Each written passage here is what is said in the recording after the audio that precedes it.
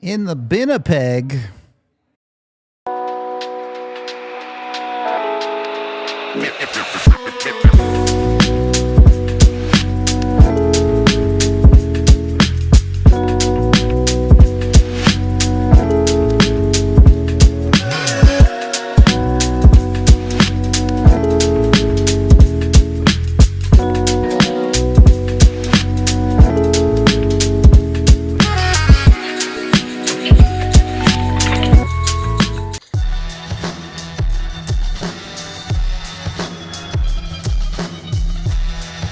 Welcome in to the DNVR Avalanche pregame show, live from the Toyota Lounge, powered by your Front Range Toyota dealerships. We've got J. Mike and Rudo coming to you as the Avs are taking on the Winnipeg Jets at home.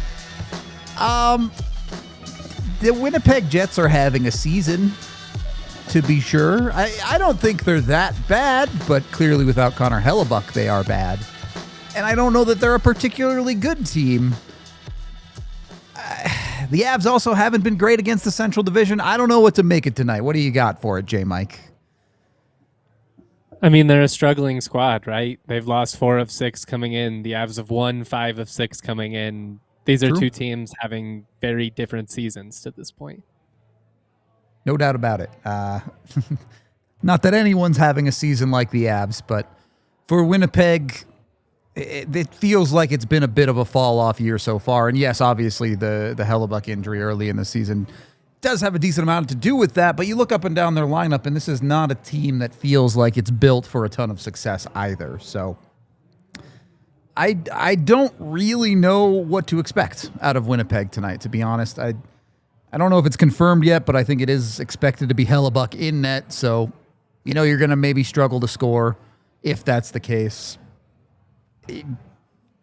I don't know, J. Mike. Low scoring, or do you think this one busts open? That kind of figures, right? You haven't played this team since January of last year. Dude hasn't been playing, and now you get him in net. Yeah. I think my gut is still at home. The Avs find a way to put a couple in net, but I mean, historically, he's a guy who has kind of been up for these matchups. Yeah, true. As long as it's not the playoffs, at least. It's a low blow, but I respect it. Yeah, we'll see. In the Central. The thing with Hellebuyck is, he's the back-to-back Vezina winner. There is no doubt in the regular season he is the best goaltender in the NHL. Now, what percentage is he playing at, having come back recently from that injury? Maybe he's not 100%. Maybe that's having an effect. Who's to say? But you look over on the Avs side of things, you get Scott Wedgwood tonight. You feel comfortable with either goalie in net for the Avs. Where the Avs, I wouldn't say have issues, that's the wrong word, but where the Avs continue to see their lineup adjust is in the middle six and bottom six, with different guys getting opportunities in numerous different roles. Where do we see this, J. Mike? Is this an opportunity for anyone in that Avs forward core to maybe earn a little bit more? I mean, Brindley's already getting kind of an extended run here, but he's kind of the guy that I think has a chance to essentially validate what he's shown to this point, because he's exceeded all realistic expectations based on what everybody had kind of thought he would be, coming over after the trade. So to this point, I mean, he's playing on the top power play line. He's getting run with the top 6. If he closes this year strong, I think that makes a pretty good case for him to be a pretty steady presence and a significant contributor for this team down the stretch, which I don't know if any of us, you could have probably given me 10 guesses for people, and he would have been in that breakout conversation, but the role he's having, I mean, I don't think anyone saw that. Yeah, I fully agree. With Brindley, it's interesting because he's already earned a decent amount of trust with Bednar there, so I guess the question is, where does he hit that ceiling? And maybe he hasn't played the best game of his life the other day. I say it was probably one of his worst games as he had the other day. Not that it was bad, but just relative to what he's been giving them. So you would love to see him, I again, wouldn't call it a bounce back, but you'd love to see him get on the score sheet and do some of those good things again tonight. The conversation where things get a direct head-to-head matchup. The Avs have their 1 and 2 Cs locked in. McKinnon and Nelson are those guys. Then you have a 3C mystery. Jack Drury's operating as your 4C right now, which is a really good one. But as the Avs try to figure out that 3C spot, maybe we've been overcritical of it, because you go look at Winnipeg's center depth, and Mark Scheifele's a good 1C. He's a solid guy.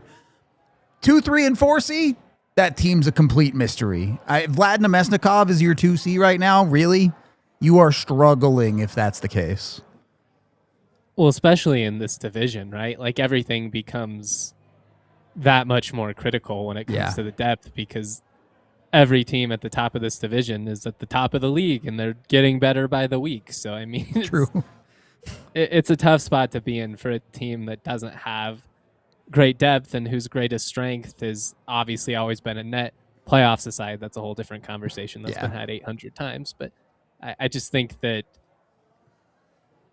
you need Hellebuyck to be the man for this team to even have a shot of realistically being a threat in this division. And then that's not even to say that like they're trash or anything like that. Like, they've obviously been very competitive for a couple of years now, but like Ehlers out of the picture. I mean, it's not the same squad. It is not. The Jonathan Taves experiment has gone predictably poorly for them. Contrary to what Landeskog has done, it's not easy to just come off the couch and be the man. To be honest, is this what Winnipeg is? Is Winnipeg really just the other side of the mirror, where all of us pessimistic Avs fans get to look at Winnipeg and go, oh, right, no, it could actually be bad, and the Avs are really good? That's what it should be. I mean, it's a look at how the other side lives, and it could be even worse. You know, it's like we're over here in a penthouse and looking down at like a steady, 2-bedroom house, nothing flashy, but like, there's a base there. It's you can make it a nice little starter family home. But I mean, you could be, in a crack shack somewhere too. So like, it could always get worse. I've lived in a few of those.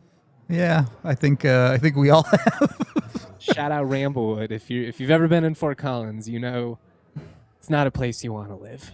My wife lived at Prospect Plaza for a while. That was always fun. Yeah. Yeah.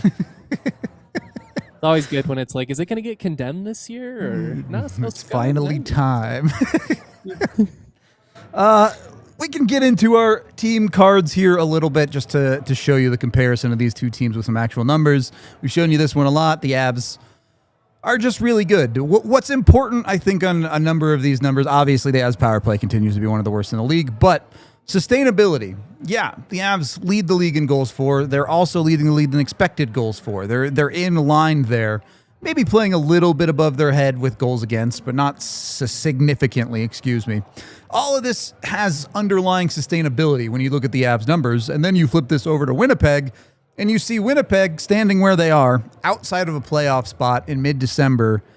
They're probably playing over their head as it currently stands. They're scoring more than they're expected. They're stopping more than they're expected to stop. And some of this is a little bit deflated by, again, having played without Connor Hellebuyck for the past month or whatever it's been. So you would expect that goalie number especially to go up with Hellebuyck back. But realistically, there's a lot of indicators that Winnipeg isn't even as good as they currently stand in the standings, which would make them not good. And I got tough news for you, Winnipeg. You get to play the Colorado Avalanche 4 times in the next couple of months. Tough task.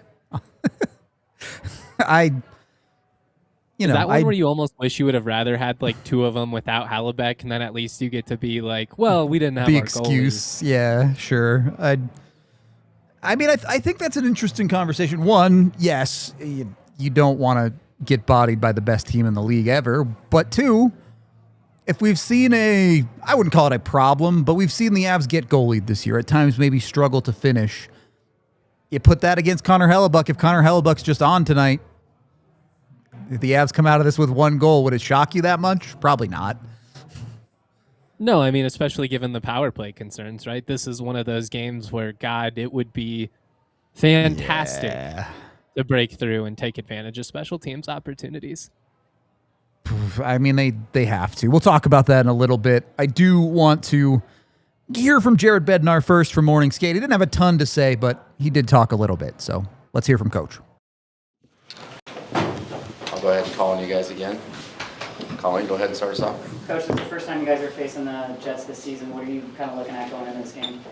Yeah, well, looking at the things that we need to do to have success, number one, I think just that's always our primary focus, and digging into the Jets is a real good team again. Every team's going to go through their little bumps in the road and whatnot, and theirs came more likely due to some injuries that they've had, and now they're getting healthy and playing pretty well. So we know it's a dangerous team. They're highly committed to the way they play, and should be a good contest here tonight.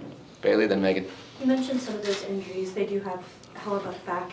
How does that change the identity of the team when you get your star goaltender back? Means a lot, yeah. And because it just puts your team at ease. Like we talked about the other day with our goaltending and the confidence we have in them, you can gain a half step on offense if you trust your goalies and your defenders, right? And it's partly how their team's built. He's a big part of their team, right? And you can't, every team's built a little bit differently. He's a big part of it and helps them play to a certain identity that makes them real hard to play against. Megan. Dave mentioned that in looking at the Seattle game, there was some good and some bad, and maybe more bad than you guys have seen a lot of this season. But he also said you need a little bit of that in the regular season. How do you feel about that kind of diversity?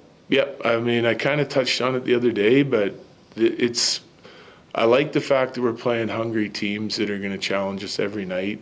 I think it's good for our team. It's good for us to go through those different scenarios through the course of a regular season.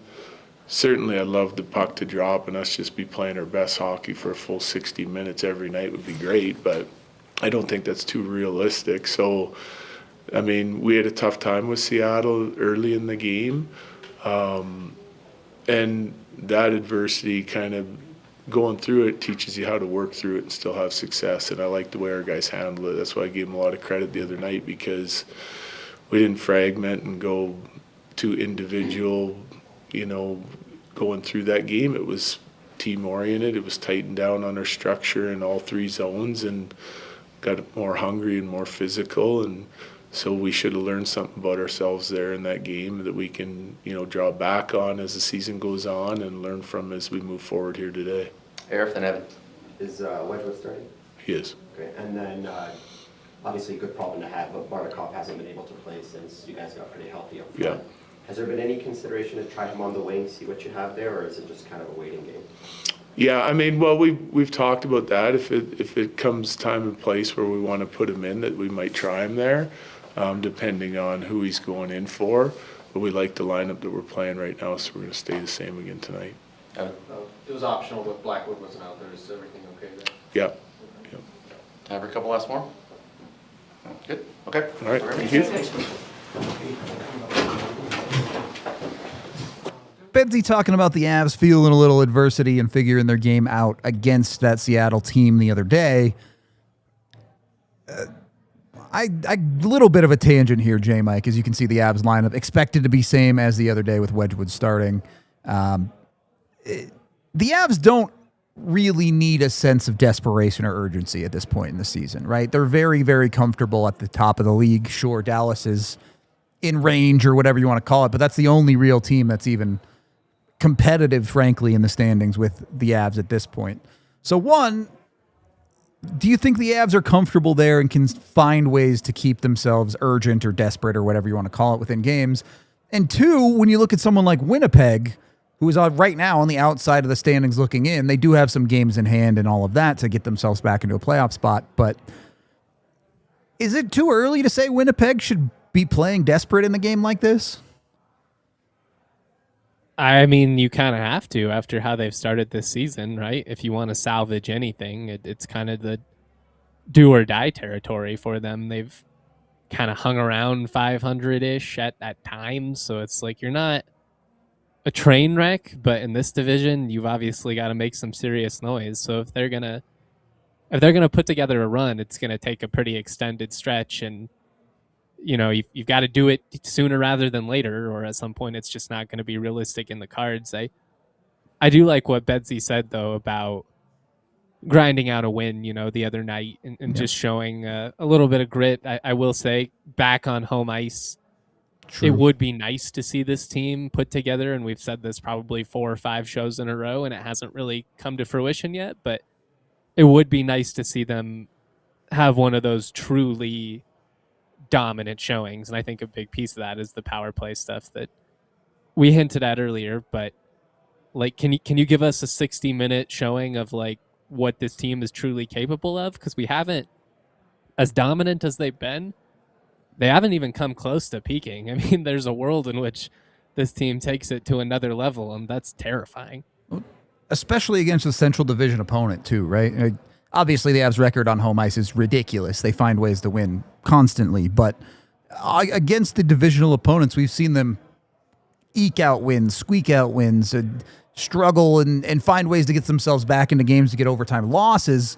But even against the bottom feeders of the Central Division like Nashville, they haven't looked the dominant version of Colorado that we've seen at times this year. But against the arguably most important opponents, we haven't really seen that yet.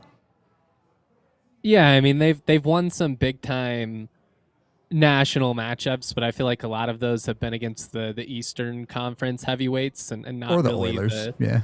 Yeah, or the Florida, who isn't the same Panthers team, but right. They've had a couple of those. Tampa, always gets billed as something, but I think this is an opportunity because you've got a lot of division games coming up here. Obviously, you're going to play Minnesota, you're going to play Utah. This is an opportunity here to really accentuate kind of what you've already done, which is be in the driver's seat. So don't let up, you've established the lead. Don't breathe now. You mentioned the power play. We can talk about special teams as a whole. Look, I think the power play has started to maybe take some baby steps in the right direction, but really the steps their power play has taken is only matching the other team, right? Their last couple of power play goals have been to keep the special teams even in that game. And the Avs have the best penalty kill in the league, even with some goals that they've given up. It's still really, really good. This is not a knock on the penalty kill, but at a certain point, you have to win the special teams battle in a game just to give yourself a break, right? Yeah, and I think it's not... I want to be careful with how I phrase this because this could easily get misconstrued. It's not a positive that the power play has been borderline abysmal for long stretches of this season. Sure. Showed some life. There's some positive indications happening, but at some point you've got to figure it out and you've got to start producing results. And I guess that's the one thing that has me intrigued right now with the mentality is it's not like the Avs are just kind of okay or just middle of the road. The numbers are so bad. They've got a real motivator and something to, look in the mirror and kind of fixate on. So I kind of like that in that sense. I would much rather it be a top 10 power play unit like it should be with the players they have on this team. But it helps in terms of battling complacency, especially around the holidays and stuff. And I don't know, maybe I'm just an eternal optimist. Maybe I'm delusional at this point, but I have a hard time seeing the power play be this bad for the entire season. But I know we've been saying that for so long. So we're approaching the midpoint of the season. Yeah, that power play might make me not feel so good if they go 0 for 4 again today. It's the boogeyman that keeps you up at night right now. As good as this team is, and they've been phenomenal. This has been a blast. We talk about appreciating the moment, live in the moment, all that. And you should, because this team is really good. They're historic 5-on-5, but I mean, that's a significant pitfall, I don't know. It'd be like having an incredible offense in football, but you got the worst kicker in the league, and you just know that the AFC Championship's coming down to a game-winning field goal. So they got to figure it out. I think we are at an interesting point in the season in the sense of we've talked already on the show about how we're well past it's a cold streak point of the season. It's just bad now. But there's us talking about that, and then there's the Colorado Avalanche doing something about that. And over the last 5-ish games, I think we've seen a clear mentality shift from the Avs. You know, Landy led the power play practice extra the other day in practice, but we don't have anyone doing interviews saying, well, they think their power play is actually pretty good. The puck's not going in anymore either. The Avs are pretty clearly aware that this is a weakness that needs a solution. So, yeah, like you said, power play bad is bad, but maybe there's some encouraging signs from the Avs mentality toward it. Yeah, I think they've tried to be a little less cute at times, which has been encouraging, you know, just try and create traffic, have Landeskog work in front of the net. Sometimes good things happen when you just put pressure on. They so desperately want to make the highlight goal at times that I think they just get caught up in that. And I think McKinnon's a big part of that. He's having an incredible season. But I like that there's been a push to, you know, kind of shake it up a little bit, because if I have to see the drop back pass 15 times a game, I'm going to throw my computer. Hey, look, the power play goal they scored the other night. It's just Nathan McKinnon shooting puck. He misses the net, but that creates chaos. The Avs get a rebound. When you simplify don't go for the perfect goal like you're talking about, you end up scoring more. So, and you have a lot of guys who are good in those scenarios, like Landeskog, Lehkonen, Nichushkin even. You have a lot of people who are good in front of the net and can capitalize for you. Like, it doesn't have to all be Kale from the blue line or Nate on the one-timer. It's great when you create those opportunities, but you have options. Use them. Please, I beg you, on the net front stuff with the power play. You know it will work. Just do it. And some of those names, I think you look beyond the power play back to 5-on-5 production. Look, no one's going to be surprised if this is a lower scoring game. Yeah, you have some superstar talent at the top, but the Avs for the past 15, 20 games has been getting that more consistent production out of their second line. You look at Brock Nelson's goal totals. You look at getting Nichushkin back in the lineup, and has he been all-world? No, but he's picking up those assists. He's producing where he needs to. Landeskog's upturn in effective hockey play. Is there anything the Avs can do with that second line to get a little bit more, or is this just a don't touch it, let it do its thing? I mean, I think it's realistically to ask for a whole lot more production-wise. I guess you could like try this stylistically, or like, hey, let's do this. You know, let's give a little bit more of this. But I don't know. I mean, do you have something specific in mind? I just think it's an interesting conversation of the opponent you're playing. Your second line, realistically, with Landeskog, Nichushkin, and Nelson, is almost more constructed to be a shutdown line than it is necessarily a goal-scoring production line. Now, it is doing both right now for you, and that's great. But especially you look at a team like Winnipeg, who maybe isn't the biggest, toughest team in the league at this point. They're not exactly particularly a physical team. Can you look to get a Brindley on that second line for a little more offensive punch, or an Olofsson on there if you're maybe Nelson's shot isn't feeling good today and you need another goal scorer on that line? Again, right now in this moment, I'm perfectly fine if the answer is don't tinker because it's great. But we know at some point someone's going to get cold or someone's going to be a little bit off. And I wonder if the Avs can afford to continue experimenting. I think given that Nichushkin's just kind of now getting back to himself, you don't want to mess with too much. Give these guys an opportunity to build on what they've established. We also know Jared Bednar, and the lines on paper are one thing, but he likes to feel the flow of the game. And I think if there's a chance to push the pace, especially, you know, you mentioning the Jets not being the most physical team, if the Avs are getting out and really skating on this team and they're pushing the tempo, then I think that does favor somebody like Brindley or potentially Olofsson, you know, maybe getting 2-3 more minutes tonight than they would otherwise. I'm just curious to see, and if you try that and Olofsson looks terrible on the second line, you just say, okay, we tried it, we're done with that, we won't do it again. I'm not asking for permanent solutions here. What I will say about this game particularly, though, and about the Avs as a whole, I think we've learned pretty well to never count the Avs out of a game the way their third periods have been this year, even if they do end up losing an overtime or shootout or whatever. Against Winnipeg in particular, the Avs, by far their best period is the third period. Winnipeg, by far their worst period is the third period. The Avs are plus 30 in the third period. Winnipeg is minus 8 for goal differential in the third period. So if this game is even within striking distance after 40 minutes, maybe go throw some bets down on the Avs. I'll put it to you that way. I like that. I like that a lot in terms of my preseason or my pregame vibes going into this one. There we go. My vibes, I think this one might be low scoring, but J-Mike, let's bust out the crystal ball here. Look into the future. Give me a score. Give me a name. What's going to happen in this game? I'm going 4-2 Avs, but I do think a lot of that goal scoring happens late. Maybe it's something like 2-1, going into the third.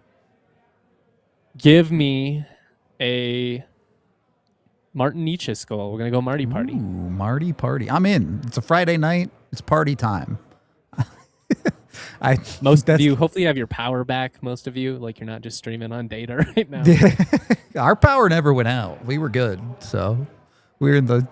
It was pretty windy. I don't know how many of our chat are in Denver, but how was the wind in your areas? I'm gonna go even lower scoring.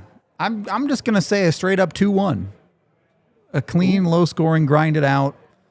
Avs are gonna have to. Sweaty. Yeah, I'm gonna be squeaky bum time in the third for sure with a score like that. Avs for someone to score. I'm gonna go Gabe Landeskog. Why not?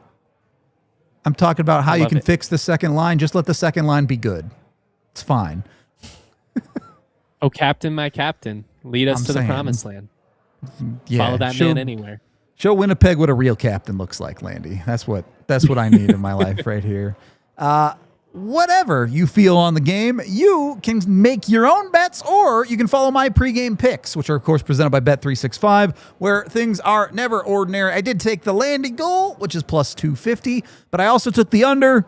Hellebuck and net. You cannot convince me to take the over with Hellebuck and net. I won't do it. I also took Nelson with a power play point, though. He's been the guy who scored the last power play goal for the Avs, and I think he has like 2 of their last 4 power play goals or something like that. So for whatever reason, Nelson seems to kind of be the functional piece on that power play that's actually putting the puck in the back of the net effectively. Hopefully the Avs can lean on that a little bit and keep that power play.